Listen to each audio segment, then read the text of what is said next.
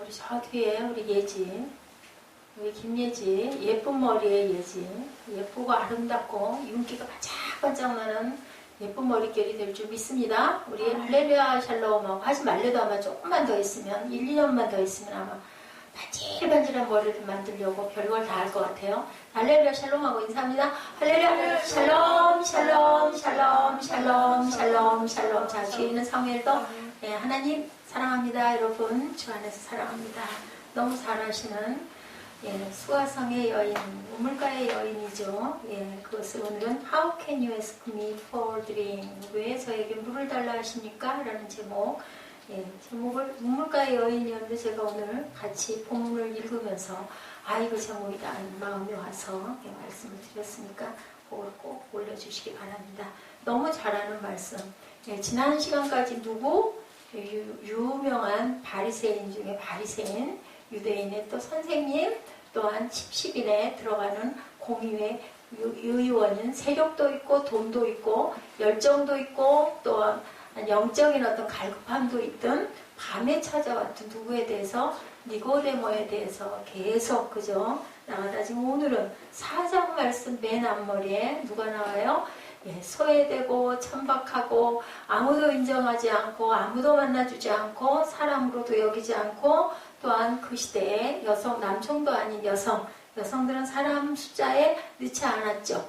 5,000명이 먹고 12와구니가 남은 오병이어의 기적에도 보면 장정만 5,000명이더라. 아이와 여인은 치지를 않았다. 그래서 대략적인 숫자로 한 집에 아내와 아이가 있다 치면 15,000명, 아이가 2명 정도 있으면 2만 명이 넘었을 것이다 라고 얘기할 만큼 여성은 그 시대에는 숫자에 넣지 않았던 아주 대조적인 이런 여인, 그리고 또한 어디요? 사마리아 지방은 어떤 지방이었어요? 압수르 민족이 혼혈을 시켜가지고 그 수가라는 지역이 북이스라엘의 중심 지역으로 나와 있기 때문에 수가의 여인이 수가성 여인이다 하면은 북이스라엘의 여인이었다. 그렇기 때문에 사마리아 여자는 사람으로 더더군다나 넣지 않았다. 왜요? 혼혈 민족이라 그래서요. 성을 지을 때도 그 성전 공사에도 참석을 시키지 않을 만큼 아주 그렇게 유대인들이 싫어하고 미워하고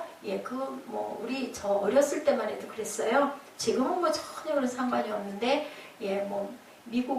미국의 아빠를 뒀거나 미국 엄마를 둔 아이들은요. 학교에서도 굉장히 따돌림 받고 격리. 한국 아이도 아니고 미국 아이도 아닌 그런 아이들이 가끔가다 머리가 약간 노랗고 눈도 좀 파랗고 그런 아이들 보면 다 이상하게 사람같이 보이지가 않고 희귀하게 바라보는 그런 제 어린 날도 그런데 이거는 지금 예수님 시대니까 얼마예요? 2000년 그 전에 있었던 얘기니 더 말할 나이도 없죠. 이 수가성의 여인은 교육도 받지 못하고 그죠? 학문적으로도 문외한이고 가진 것도 없고 세력도 없고 그죠? 그리고 종교에도 별로 관심이 없고 그리고 남편은 5이나 있는데 그 5째 남편도 내 남편이 아니다 라고 이제 뒤에 후반부에 그렇게 나오는 아주 정말 무엇 하나도 내세울 것이 없는 그러한 여인. 그런데 또 특징이 있어요. 자, 니고데모는 어땠어요? 니고데모가 예수님을 찾아왔는데 수가성의 여인은 어떻게 했어요? 예수님이 수가성의 여인을 찾아가죠. 갈릴리를 가는 도중에 왜 하필이면 사마리아를 관통했을까? 여기에 예수님의 뜻이 나타나 있죠. 뭐라고 그러세요? 사마리아로 가야 하겠는지라 라고 이렇게 표현이 되어 있는 걸 보면 예수님께서는 아마 수가성의 우물가에 이 소외된 여인 이 생명을 만나려고 그죠? 미리부터 예정된 것이 아닌가라고 우리들이 생각할 수가 있습니다. 니고데모는 밤중에 예수님을 찾아올 수 있는 용기도 있었지만 이 여인은 감히 찾아갈 수도 없고 명함도 내밀 수도 없는 찾아가 주시지 않으면 절대 평생에 가도 만날 이유가 없을 만한 이런 여인을 예수님께서는 딱 바라보고 선택하고 가셨는데 그 지역에 가셔가지고 예수님이 어떻게 앉아 계세요? 너무너무 힘들고 피곤하게 앉아 계시는 그런 모습이 본문에 나타나 있습니다. 몇 시쯤에? 때가 6시. 자, 그 이스라엘의 시간의 시차는 몇 시간 차이일까요? 여러분 6시간의 차이. 항상 6시간이라고 하면 생각하시면 돼요. 자, 예수님이 9시경에 돌아가셨다라고 하면은 뭐예요? 오후 3시경에 매달리셨다라고 생각을 하면 될 만큼 모든 것을 다 6을 플러스 하시면 됩니다. 그래서 여기 6시다 하면은 정오 땡볕이 비치는 그 시간에 여인이 물길로 얼마나 뜨거웠을까요? 그때는 그 시간에는 아무도, 사람은 그림자도 없을 만큼 너무너무 정말 무서운, 사람을 죽일 것 같은 그런 뜨거운 그 시간에 나와 있는 여인을 우물가에 피곤하여 하고 나와 있죠. 여기 6절에 보니까 피곤하다, tired as he was from 하고 영어로 표현이 될 만큼 예수님도 무엇을 입으셨기 때문에, 육을 입으신 분이기 때문에 엄청나게 도는 거리예요. 그냥 가시면은 가까웠을 건데 이 지역을, 사마리아를 통해서 관통하려고 하셨기 때문에 너무너무 피곤해서 우물가에 털썩 앉아있고, 제자들은 어디 갔어요? 먹을 양식을 구하러 마을로, 동네로 들어간 그 지점에 여인이 물을 길러 나왔어요. 그랬더니 예수님이 뭐라고 말씀하세요? 네, 나에게 물 좀 주시오 라고 얘기를 하죠. 물 좀 주시오. 아무것도 줄 수 없는 여인에게, 여러분들 그거 아세요? 아무 능력도 없고 아무 가진 것도 없고 무엇 하나 누구에게 도움이 될 수 없는 그러한 사람에게 누군가가 할 수 있는 거, 나 이걸 좀 해주시겠어?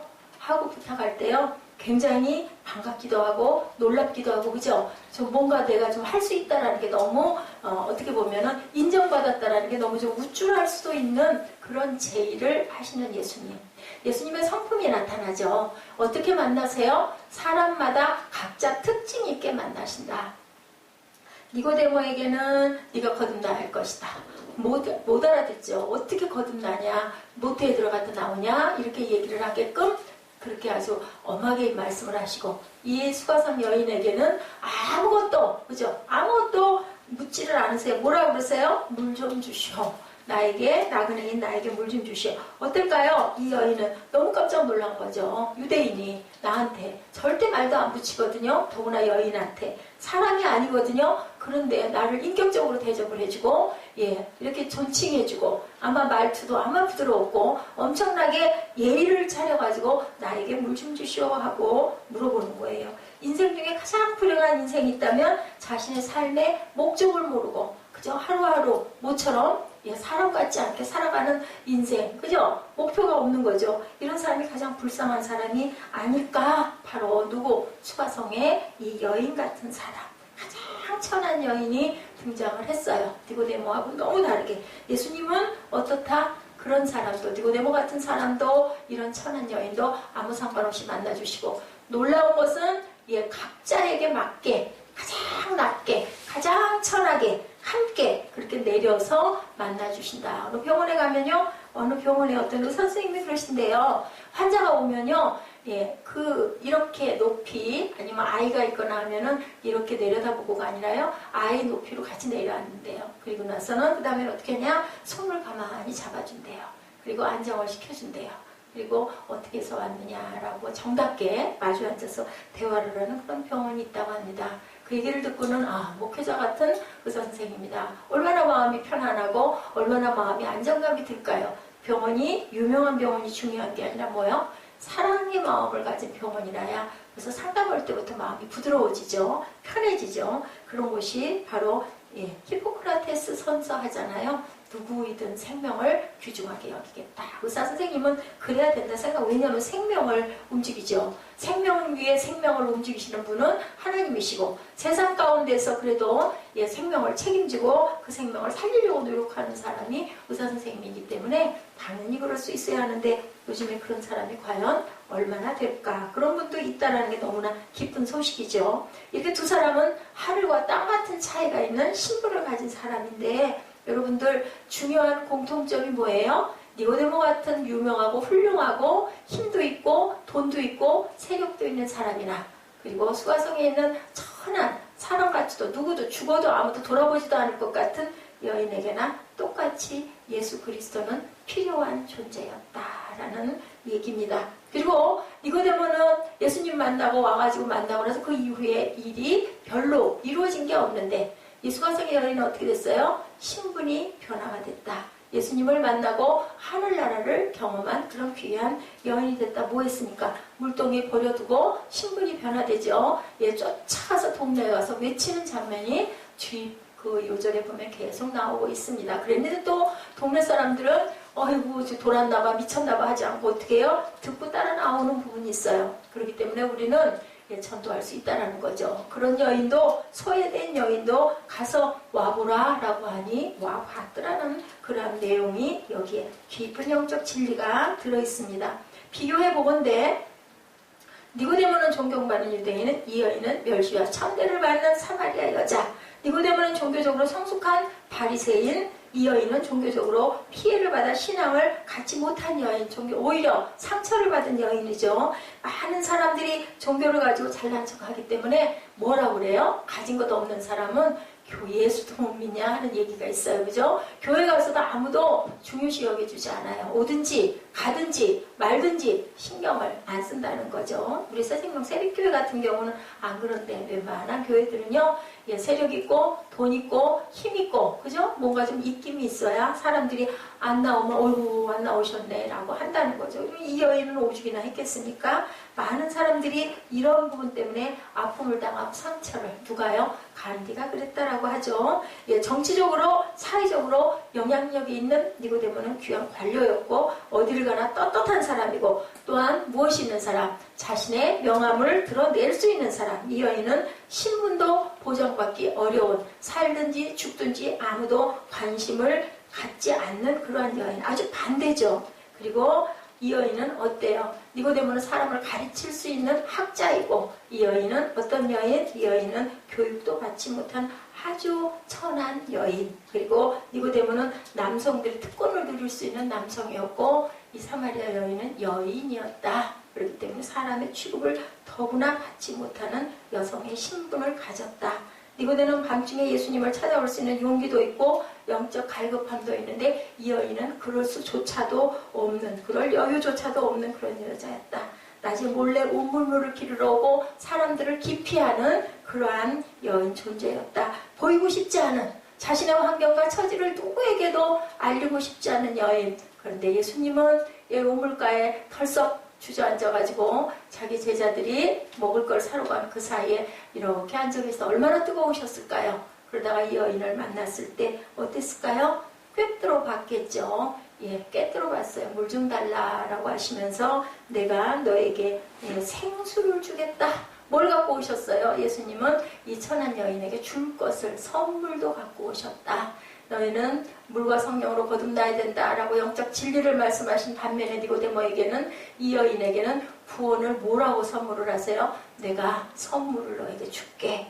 생수를 줄게라고 하죠. 누구나 주는 것에 대한 건 관심을 기울인다라는 것을 우리가 볼 수가 있습니다. 전도를 할 때는 우리가 이렇게 그 사람에게 맞게 그 사람을 절대 이 여인을 보고 나무라거나 야단을 치지 않았죠. 너에게 남편이 5이 있고 지금 있는 남편도 네 남편이 아니다 할 때도 너 어째 그렇게 살았냐라는 말씀을 하지 않고 위로하시는 주님의 성품을 우리가 본받고 닮아야 된다. 두 사람 다 예수님이 만나셨고 두 사람 다에게 중요한 거는 공통점은 예수님이 필요했다. 절실하게 필요한 분이다. 발견한 사실 하나는 누구에게나 예수님은 다 필요하다.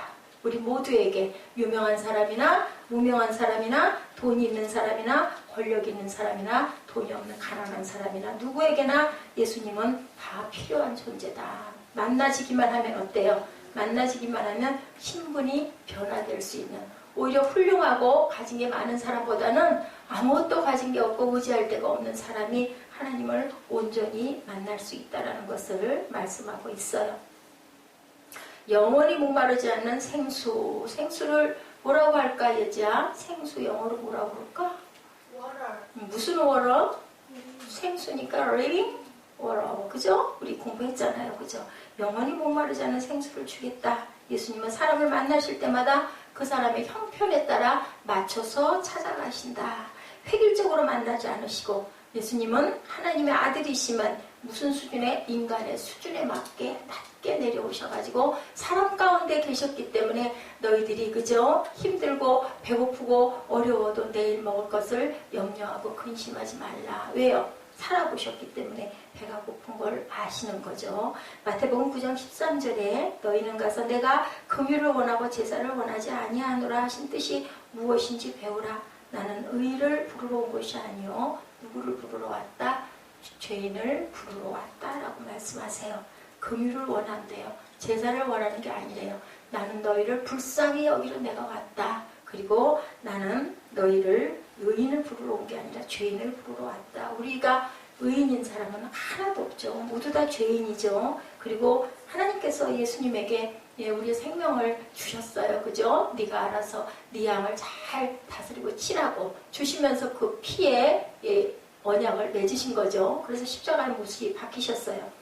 마가복음 10장 45절에 말씀하시죠. 인자가 온 것은 섬김을 받으려 하며 아니요 오히려 섬기려 하고 자기 목숨을 많은 사람의 대속물로 왜 줘요? 대속물로 주어서 그 목숨들을 다 건지려고 오셨다. 단번에 죄를 속해주시려고. 제사장들, 구약의 제사장들은 때마다 그 예물을 드리죠. 때마다 피를 흘리죠. 그렇게 해서 죄를 사했는데 예수께서 오셔서는 돌아가시면서 성전의 휘장이 갈라지고 찢어지면서 이제는 모든 게 다 사해졌다.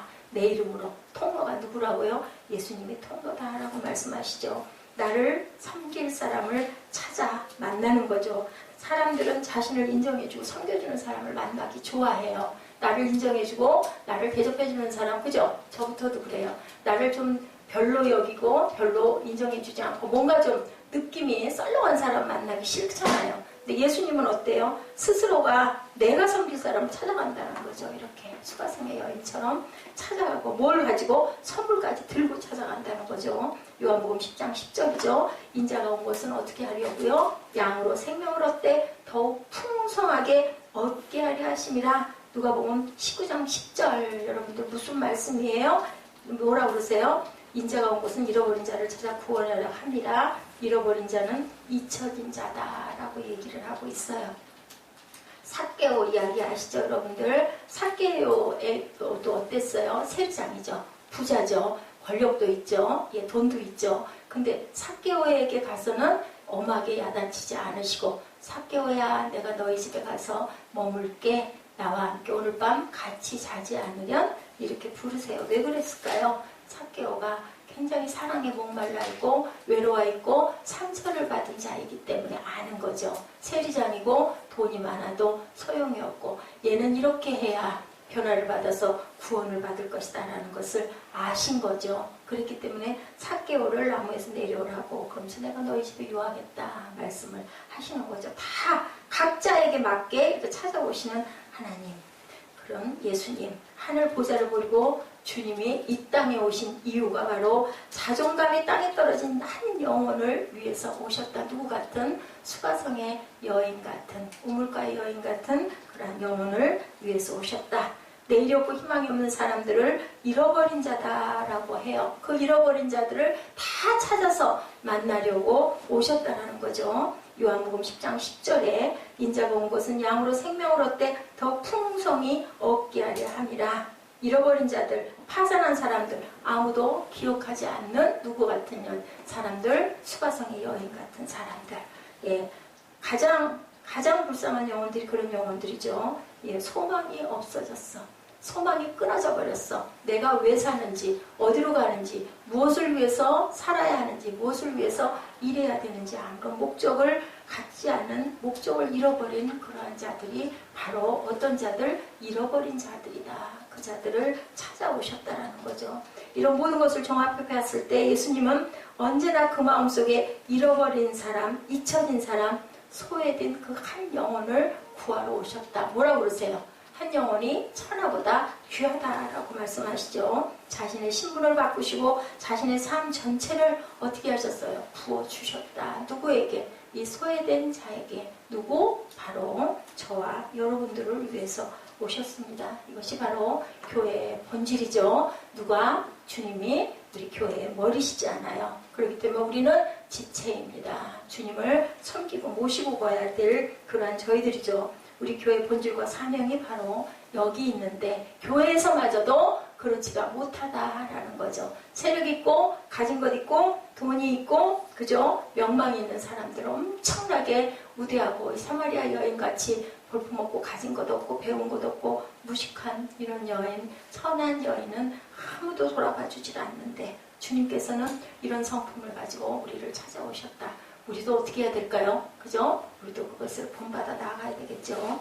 신앙적으로 성숙한 니고데모에게는 거듭나야 한다고 요구하셨고 수가성 여인에게는 아무것도 요구하지 않으시고 오히려 내가 영원히 목마르지 않은 생수를 너에게 줄게. 내가 너를 구원해 줄게. 바리새인과 사두개인에게는 뭐라고 그래요? 화 있을진저 저주가 너에게 임할 것이다 라고 아주 엄하게 얘기하시죠. 성전에 그죠? 예, 장사치들에게 어떻게 해요? 상을 주시고 없죠. 그리고 너희들 이곳에서 나가라고 그죠? 예, 그리고 독사의 자식들이라고 저주가 임할 것이라고 소리를 지릅니다. 마태복음 23장 13절이죠. 화 있을진저 뭐라고 그래요? 외식하는 서기관들과 바리새인들이야. 너희는 천국문을 사람들 앞에서 닫고 너희도 들어가지 않고 들어가려 하는 자도 들어가지 못하게 하는도다 라고 엄하게 꾸짖으세요. 너희만 못 들어가는 게 아니라 많은 사람들 천국에 들어가지를 못하게 너희가 이렇게 외식하고 그리고 너희가 이렇게 죄를 범하고 있고 천국문을 가로막고 있구나. 너희들은 절대로 들어갈 수가 없다라고 꾸짖습니다. 부자 청년에게는 뭐라고 그러셨어요? 내 재산을 다 팔아서 그리고 주고 나눠주고 나를 따라오라. 뭐라고 그러세요?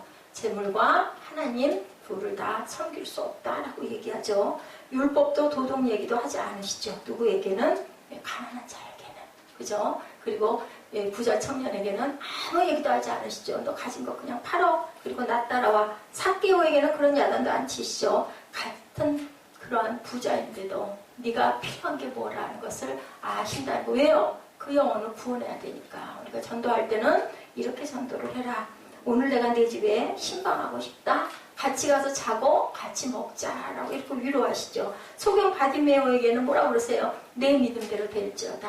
내가 눈을 뜰 거다라고 얘기하죠. 내 상을 들고 가라고 얘기하죠. 내 죄가 사함을 받았다고 얘기하죠. 그리고 또 간호마대 현장에서 잡힌 여인에게는 뭐라고 그러세요? 물어보세요. 너 어쩌다가 그렇게 됐어? 응? 그런 짓을 하면은 안 되지. 너 돌로 쳐서 죽임받고 싶어? 또 한 번만 그러면 너 죽어. 안 하시죠? 예, 너 다시는 가서 나도 네 죄를 묻지 않을 테니 이런 죄를 짓지 마라 라고 보내세요. 예수님께서는 이렇게 위로하고 격려하시죠. 모두에게 똑같이 하셨다면 맞지 않는 부분 때문에 상처를 받아서 그죠? 예, 실족하는 자가 많은 것이기 때문에 각자 개개인을 너무나 잘 하시는 그러한 예수님의 마음입니다. 예수님은 율법적 요구를 모든 사람에게 똑같이 하지 않으셨다는 거. 우리가 사람들의 뭐를 보지 말고 단점을 보지 말고 장점을 칭찬해 줄 알아야 된다. 어떻게 사람이 똑같겠어요? 우리가 주님께 배워야 할 부분이 바로 여기 있죠. 사람들은 내 수준에 그 사람을 맞추려고 합니다. 그죠? 뭔가 좀 이상하고 다르면 인정하지 않으려고 하고 예, 저부터도 당장에 왜 그렇대? 이라고 얘기하잖아요. 근데 예수님은 절대 그러시지 않았다. 그 사람에게 내 눈을 맞췄다. 나에게 그 사람을 맞추려 하지 않고 그 사람에게 내 눈을 뭐라고 그래요? 우리 찬양할 때 내 모습 그대로 주 받으시옵소서 하잖아요. 우리 부족한 거 그죠? 우리 모자란 거 다 아시는 거죠. 어떻게 완벽한 사람이 있겠어요? 뭐라고 하세요? 의인은 없나니 한 명도 없다. 나는 죄인인 너희들을 구하러 건지러 나를 대속물로 주고 내가 너희를 건지러 왔다라고 얘기를 하기 때문에 주님 앞에서는 우리가 부끄러울 것이 아무것도 없다. 예, 아마 다음 주쯤 예, 이 부분에 나머지 말씀을 드리겠지만 예, 뭐라 그래 말미에 내 남편을 불러와라 라고 그 얘기에서 얼마나 이 여인은 얼굴이 뜨거웠을까요? 우리 같으면 어땠을 것 같아요? 사람들에게 보이기 위해 싫어가지고 대낮에 나오는 여인 정말 가리고 싶고 말을 좀 안 해줬으면 좋겠는 핵심을 예수께서 아무렇지도 않게 찌를 때 이 여인 뭐라고 그래요? 저에게는 남편이 없습니다. 그래. 네가 5번째 남편이지만 그 남편도 네 남편이 아니지. 그것이 드러남으로 인하여 이 여인은 어떻게 됐어요? 변화된 신분이 되죠. 무엇을 깨달아요? 아, 주님이시구나. 아, 메시아이시구나. 그걸 깨닫고 물동이를 던지고 들어가요. 결국 우리는 뭘까요? 가리는 것이 능사가 아니다. 주님 앞에는 다 드러내야 된다. 나를 뻔히 알고 계신다. 안 드러내려고 아무리 움츠려도 소용이 없죠. 빛이 통과하면은 그죠? 우리 엑스선 그 탁 철강하면 어떻게 해요? 안에 있는 갈비살까지 다 보이잖아요. 그죠? 어디에 뭐가 생겨 있는지, 뭐 꺼멓게 뭐가 막혔는지 안 막혔는지 다 보이듯이 주님의 눈에는 이미 우물가에 앉아서 저기서 물동이를 이고 오는 모습을 보면서 아, 저 여인이 이러한 여인이구나를 주님은 아셨다. 이런 자를 만나러 오셨다. 예, 어땠어요? 왜 이들을 떠나서 갈릴리로 가셨을까? 우리 잠깐 살펴보고 기도하는 시간 갖도록 합니다. 4장 1절이죠. 예수께서 제자를 삼고 세례를 베푸시는 것이, 우리 읽을 때 함께 읽죠. 예수께서 제자를 삼고 세례를 베푸시는 것이 요한보다 많다 하는 말을 바리새인들이 들을 줄을 주께서 아신지라. 바리새인들이 이간질하는 거예요. 예, 그쪽에 더 사람들이 많이 가더라. 예수가 이제 세례를 직접 주더라. 근데 2절에 뭐라고 그랬어요? 예수께서 친히 세례를 베푸신 것이 아니요 제자에게 베푼 것이다. 예수님은 직접 세례 주지 않으셨다라는 거죠. 유대를 떠나시고 모든 유대인들이 피하는 사마리아 땅을 통과하신 이유가 예수님은 사역에 있어 인간 본능 속에 있는 질투와 그죠? 그리고 시세움 이런 부분들, 시끄러움, 소요 이런 것들을 피하신 거예요. 그리고 누구를? 세례 요한을 생각하신 거죠. 상처 주고 싶지가 않은 거죠. 그래서 얼른 그 자리를 떠나신 거예요. 경쟁하고 싶지 않고 세례 요한을 아프게 하고 싶지 않고 그리고 상처 주고 싶지가 않았던 거죠. 다툼과 질투와 경쟁과 시기를 피하신 이유다. 예, 제자들이 세례를 주었는데 덧붙여서 그죠? 무슨 소문 나면 안 그래요, 그죠? 그대로 소문 절대 안 나죠. 거기다가 몇 배 더 붙여가지고 나죠. 예, 그것을 가지고 얘기하지도 않고 어떻다 저떻다 논하지도 않으시고 제자들에게 말씀도 안 하시고 그죠? 어떻게 해요? 조용히 그 자리를 떠나시고 가시면서도 돌아서 수가성 쪽을 향해서 그 여인을 찾아가시는 그런 사역. 우리는 사역할 때 어떻게 해요? 편하고 좋고 될 수 있으면 피곤하지 않게 뭔가 하려고 그러잖아요. 근데 주님은 남들이 아무도 안 가는 데를 자청해서 찾아가시는 그런 부분을 보이십니다. 우리도 이런 모습이어야 된다는 것을 보이시는 거죠. 제자들이 세례를 주었는데 예수님이 세례 주었다. 그쪽으로 사람들이 다 가더라. 제자들이 와서 얘기를 하는 거죠. 세례 요한은 뭐라고 그랬어요? 그는 흥하여야 하고 나는 당연히 나는 주님의 앞길 닦는 사람이기 때문에 당연히 그리 가야죠. 이렇게 얘기하죠.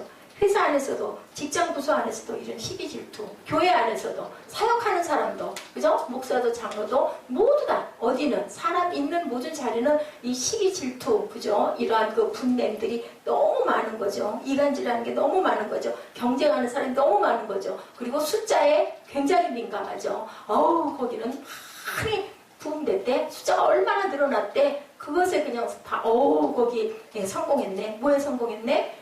목회에 성공했네 라고 얘기를 합니다. 하나님이 어떤 그릇으로, 그죠? 제가 요즘 날 울었잖아요. 김영민 목사님 얘기하면서. 근데 그냥 그런 감동이 오면 전 눈물이 그냥 나요. 뭘까? 왜 그랬을까? 좀 민망하죠. 왜 그랬을까? 부러워서일까? 아니에요. 왜 그럴까요? 같은 하나님이 사랑하는 하나님의 종이구나. 그걸 보고 저는 그냥 지금도 목이 메요.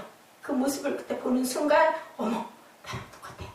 그게 너무너무 반갑고 기쁘고 뭐라고 그래야 되죠? 그 동병상련이라고 하나요? 같은 마음이다. 근데요, 한 사람 엄청나게 5대양 6대지를 막 누비고 다니죠. 안 가는 데가 없을 만큼 저는 전혀 무명인데 그분 엄청 유명하잖아요. 하나님은 하늘에서 뭐라고 그러실까요? 너 많은 일 했으니까 멸류관을 12개 줄게 할까요? 너는 아무것도 안 했잖아? 너 왜 이렇게 무명하고 아무것도 안 하고 성도 몇 명? 도대체 네 식구들? 하고 야단하실까요? 그건 아니실 것 같아요. 예수님의 마음 같을 것 같아요. 왜? 뭘 보시고? 중심이 중요하다. 숫자가 꼭 중요한 건 아니다. 왜냐하면 우리 그릇이요. 그죠? 커다란 양푼도 만들어지고 조그만한 간장종지도 만들어지지만 간장종지를 양푼에다가 간장 덜어놓고 우리 밥을 먹을 수 없어요. 종지는 종지대로 귀하게 쓰이고 큰 그릇은 또 어때요? 큰 일 할 때 그죠? 김치를 버무린다든지 맛이 우리 잘 먹는 잡채를 버무린다든지 그럴 땐 또 커다란 양푼이 쓰이는 것처럼 우리가 나 이 그릇을 만들어주세요 할 수는 없는 거죠. 그 길을 우리는 달려가는 겁니다. 이렇게 교회 안에도 이런 숫자가 너무나 많다. 순간적으로는 허영심과 질투에 우리들이 눈이 어두워질 수 있다. 그렇게 보면 어떨까요? 예, 오늘 우리 그 새벽이면 요즘에 역대 예, 왕들 역대 하쭉 가고 있죠. 예, 훌륭하고 유명하고 초기에는 엄청나게 선정을 하고 하나님을 그냥 숭상하고 그죠? 많은 성전들을 짓고 또 이렇게 보수하고 했던 그 왕들이 실력이 좀 강해지고 세력이 강해지고 좀 힘이 좀 세지니까 어떻게 하던가요? 변모되죠. 우상숭배하고. 그래서 뭐라 그러냐 오죽하면요. 나이가 많이 들어서 돌아가지 않은 게 아사왕 같은 경우는 너무나 다행한 일이다. 왜냐하면 그러다가 변질되니까. 변질되지 않으리라는 법이 없어요. 제가 만약에 성도들이 막 수십 명씩 막 늘어나고 하면 어땠을까요? 천국을 못 갔을 것 같아요. 그렇기 때문에 어떻게 보면 그죠? 이게 오히려 더 감사하지 않을까. 그냥 종일 앉아서 하나님 말씀 속에 빠져 있으면 몸은 굳어가지고 그죠? 몸이 제대로 움직여지지가 않는데도 너무 마음이 기쁜 거예요. 저처럼 부자가 없더라고요. 오늘도 잠깐 생각해 보니까요. 하나님이 교회 열어주셨죠. 그죠?